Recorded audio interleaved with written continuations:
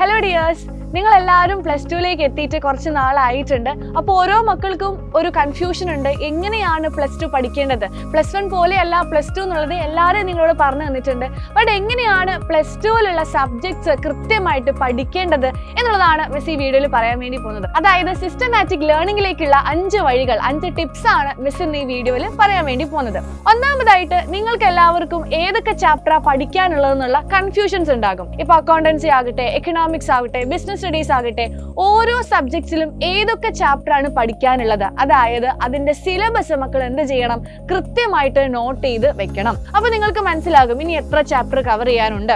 ഇത്രയും ദിവസം കൂടെ കഴിഞ്ഞു കഴിഞ്ഞാൽ ഈ ചാപ്റ്റർ കഴിഞ്ഞു. സോ നിങ്ങൾ നോട്ട്ബുക്കിൽ എന്ത് ചെയ്യണം, എല്ലാ നോട്ട്ബുക്കിലും, അതായത് എല്ലാ സബ്ജക്റ്റിന്റെ നോട്ട്ബുക്കിലും അതാത് സബ്ജക്റ്റിന്റെ സിലബസ് നോട്ട് ചെയ്ത് വെക്കണം. അപ്പൊ മിസ് നേരത്തെ പറഞ്ഞതുപോലെ തന്നെ നിങ്ങൾക്ക് എന്ത് ചെയ്യാൻ പറ്റും, എത്ര സമയമുണ്ട് ഒരു സബ്ജക്റ്റിന്, അല്ലെങ്കിൽ ഒരു സബ്ജക്ട് കംപ്ലീറ്റ് ചെയ്യാൻ എത്ര മാസം ബാക്കിയുണ്ടോ എന്നൊക്കെയുള്ള ഒരു ഐഡിയ നിങ്ങൾക്ക് കിട്ടും.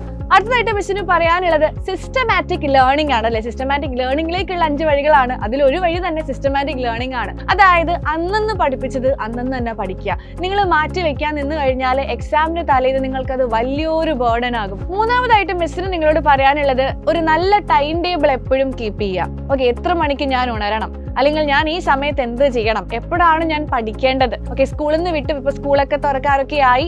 അപ്പൊ അത് ആ ഒരു രീതിയിലേക്ക് നിങ്ങൾ ടൈം ടേബിൾ ഒക്കെ സെറ്റ് ചെയ്യുക. കാരണം സ്കൂളിലേക്കൊക്കെ പോകുന്ന സമയത്തുള്ള ഒരു type of time table set ചെയ്യുന്നതായിരിക്കും നല്ലത്. കാരണം ഇപ്പൊ മെയ് 6-ാം തീയതി ഒക്കെ ആയി, ഇനി കുറച്ച് ദിവസം കൂടെ മാത്രമേ നമുക്ക് വെക്കേഷൻ ഉള്ളൂ. സോ ജൂണിലേക്ക് നിങ്ങൾ എന്ത് ചെയ്യുക, ഒരു ടൈം ടേബിൾ സെറ്റ് ചെയ്യുക. ആ ടൈം ടേബിൾ അനുസരിച്ച് ഒരു മാസം പോയി നോക്കുക. അപ്പൊ നിങ്ങൾക്ക് മനസ്സിലാകും ആ ടൈം ടേബിളിന്റെ ഗുണം. അപ്പൊ കൃത്യമായിട്ട് ഒരു ടൈം ടേബിൾ, എപ്പോഴാണ് പഠിക്കേണ്ടത്, എപ്പോഴാണ് ഞാൻ ഈ കാര്യം ചെയ്യേണ്ടത്, എപ്പോഴാണ് ഞാൻ നോട്ട് എഴുതേണ്ടത് എന്നുള്ള കാര്യങ്ങളൊക്കെ എന്ത് ചെയ്യുക, കൃത്യമായിട്ട് നോട്ട് ചെയ്ത് വെക്കുക. അതേപോലെ എല്ലാ സബ്ജക്ട്സിനും ഈക്വൽ ആയിട്ടുള്ള, അപ്പൊ ചില ഈക്വൽ ആയിട്ട് ടൈം കൊടുക്കാൻ പറ്റാത്ത ആൾക്കാരുണ്ടാകും. ചില സബ്ജക്ട്സ് നിങ്ങൾക്ക് വേഗം മനസ്സിലാകും, എന്നാൽ ചില സബ്ജക്ട്സ് കുറേ നേരം ഇരുന്നാലേ മനസ്സിലാകുള്ളൂ. സോ ആ സബ്ജക്ട്സിന് എന്ത് ചെയ്യുക, കുറച്ചും കൂടെ ടൈം കൊടുത്ത് പഠിക്കാനായിട്ട് ശ്രമിക്കുക. And the fourth one is study materials. നിങ്ങൾ സ്കൂളിൽ നോട്ട് എഴുതുന്ന ആൾക്കാരുണ്ടാകും, ട്യൂഷന് നോട്ട് എഴുതുന്ന ആൾക്കാരുണ്ട്. അപ്പൊ സ്കൂളിൽ സ്റ്റാർട്ട് ചെയ്യുമ്പോൾ നിങ്ങൾ കൃത്യമായിട്ട് അവിടെ നിങ്ങൾ നോട്ട് കീപ്പ് ചെയ്യണം. 2 നോട്ടും കീപ്പ് ചെയ്യുന്ന ആൾക്കാരും ഉണ്ടാകും. അപ്പൊ കൃത്യമായിട്ട് ഓരോ സബ്ജക്ട്സിനും നമുക്ക് നോട്ട് വേണം.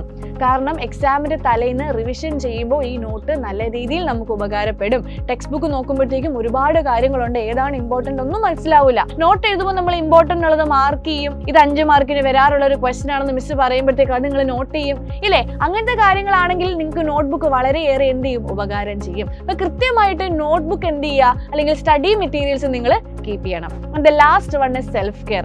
സെൽഫ് കെയർ ഇല്ലാതെ ഇതെല്ലാം ചെയ്തിട്ട് ഒരു കാര്യമില്ല. കൃത്യമായിട്ട് വെള്ളം കുടിക്കണം. വെള്ളം കുടിക്കുന്ന ഒരുപാട് ആൾക്കാരുണ്ട്. നല്ലൊരു വേനൽക്കാലത്തിലൂടെയാണ് നമ്മൾ കടന്നു പോകുന്നത്.